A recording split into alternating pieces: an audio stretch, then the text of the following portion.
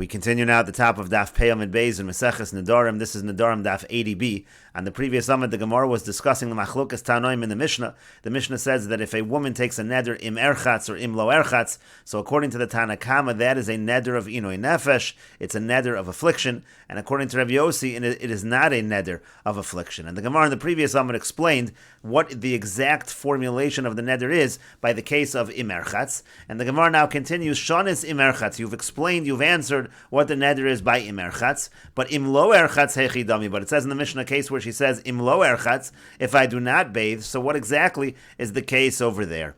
And the Ran says shonis im erchatz ugetefarkinan, like we answered before. Hanoas rechitza alai liolam im erchatz. The case is where she says I'm prohibiting rechitza to me forever if I bathe today. But im lo erchatz hechi dami. But im lo erchatz, what exactly is the case? Matalsa bin Yinzeh. What exactly is the formulation in the case of im lo erchatz? And the Gemara continues, ilema, if you will say, the Amra, she says as follows, Titzar hanoas rechitza liolam alai im lo erchatz hayom. She says that the benefit of bathing should be prohibited to me forever if I don't bathe today. But if that's the case, lama lahafara, why does she need annulment in such a situation? Tataschi, all she needs to do is she can bathe today, and then that will not be a fulfillment of the condition, and there'll be no prohibition whatsoever. And so the Gemara says, Amar Rav Yehuda says, the Amra, she says as follows, Hanoas rechitza alai liolam, the benefit of bathing is prohibited to me forever, im lo erchatz b'mei mishra. If I don't bathe b'mei mishra. Now, mei mishra, that is water that they soaked flax in, it's disgusting, and so in such a situation, if she does bathe in the mei mishra, so that's also going to be something that's inoi nefesh, so that's already going to be considered a neder of inoi nefesh. And the Gemara continues, if you give this answer by im lo erchatz, you should give a similar answer by the part of the Mishnah which says im lo eskashet. And what would that mean? Im lo eskashet beneft. For example, it would mean, let's say I don't adorn myself with neft, so then adornment will be prohibited to me. But the problem is that wouldn't be called kisha, to lichluchu. If a person uses neft, which is something disgusting, that's not called eskashet. That's not called adornment. So that wouldn't fit with the words of the Mishnah. And so the Gemara says, Amar Rav Yehuda says, rather the formulation of the Nedarim in the Mishnah is as follows. The Amra, she says, Hanoas rechitza liolam alai, it's prohibited for me to bathe forever, im erchatz hayom, if I bathe today. And then she adds on, ushvua shelo erchatz, and I take an oath that I will not bathe. And in that fashion, through the combination of the shvu and the neder, so that's going to be a situation of a neder of inoi nefesh, again, according to the Tana Kama, and again, according to Rabbi Yossi, that's not considered inoi nefesh. Similarly, hanoas kishat alai liolam, let's say she says the benefit of adornment is going to be prohibited upon me forever, im eskashet hayom, if I adorn myself today, ushvua shelo eskashet, and I take a shvua that I will not adorn myself.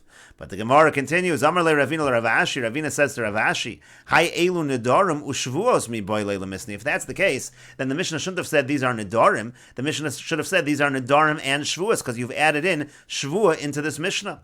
And the Gemara says, Amar le, said back to him, Tani, that's exactly how you should learn the Mishnah. Elu nedarim ushvuos. The Mishnah should say, these are nedarim and shvuos. Again, machlokas tanoim, whether it's inoi nefesh. And the Gemara continues, same if you want, I could say another answer. Shavuos nami hainu nedarim. Shavuos also can be referred to as nedarim. Tetanan, like we find in the Mishnah, kinidre rishoyim nadar ben nazir uvekarban uveshvua. It starts out in the Mishnah, kinidre talks about nedarim, and then it gives you a case of shvua. And the Gemara continues, v'yamru rabbanan rechitza isba inoi nefesh kilo rachza. But is it really true that the rabbanan say that when it comes to bathing, that's considered affliction if a person doesn't bathe? Uramini, we have the following contradiction. When we talk about on Yom Kippur, the inui, the affliction on Yom Kippur, afal pisha asr bekulan, even though all the different kinds of inuyim are prohibited on Yom Kippur, ein onush kares ela ba'ochel v'shosa v'yosa malacha bilvad. The only time there's a punishment of kares is if the person eats or drinks or does work on Yom Kippur. And the Gemara says, V'i amr kilo rachza iko inui. So if you're going to say that when a person doesn't bathe, that's considered to be affliction. So b'yom haKippurim ki rachatz l'chayev kares, if that's true, so then on Yom Kippur, when a person does bathe, there should be a chayev kares, because that should be a violation. That should be a situation where the person is not in a state of inui as the person is supposed to be. And the Gemara says, Amar Rava says, Mein Yana Dekra comes from the pasuk itself, Ga b'yom haKippurim, because what does it say by Yom haKippurim? The Pasuk says, anues nafsho seichem. It says a person should put his nefesh in inui, he should be afflicted. Milsa de yada inuya hashta. It's talking about something where you feel the affliction right now. Rechitza lo yada inuya hashta. However, when a person's not bathing, that's not an immediate affliction. That's only something that turns into affliction after an extended period of time. Therefore, the pasuk is not referring to that in terms of the punishment of kares. And the Gemara continues, Gabi Nedarim Dichsiv, whereas by Nedarim, what does the pasuk say? It says, Kol neder v'chol shvuas isur la'anos nafesh, again talks about inui nefesh, affliction, but there what it means to say is milsa da'asyale lidei inui. It means something that eventually will turn to be affliction. V'chilo rachsa, when a person doesn't bathe, asya lidei inui. That brings a person to affliction. And so again, that's why there's a distinction between Yom Kippur and Nedarim. By Yom Kippur, we're talking about affliction right now, whereas by Nedarim, we're talking about something which will eventually bring a person to affliction. And the Gemara continues, V'rami de Rabbi Yossi ad Rabbi Yossi, we have a contradiction within Rabbi Yossi. Here Rabbi Yossi says that when a person refrains from bathing, that is not considered to be affliction. And in the following brisa it says, Mayan shel b'nei ha'ir, chayeyen v'chaya acherim chayeyen, kodmin l'chaya acherim. Let's say you have a situation of a spring, it originates in a particular city and it flows to another city. So if it's a situation where if the people of the city where it originates, if they take the water, so then there's not going to be enough water for the people in the other city. So if it's their lives versus the lives of others, so their lives take precedence over the lives of others. Similarly, behemtam uvehemas acherim, let's say it's between their animals and the other animals of the other city, behemtam kodemes levehemas acherim. So their animals come before the animals of others. Kivisasan uchvisas acherim, let's say it's between them doing their laundry or other people doing laundry. Kivisasan kodemes lechvisas acherim. So their laundry comes first before the laundry of others. Now let's say it's the life of others versus their laundry. So then the Brisa says, so the lives of these other people, the residents of the other city, that takes precedence over that first city just doing their laundry. But the Brisa continues, Rabbi Yossi says, no,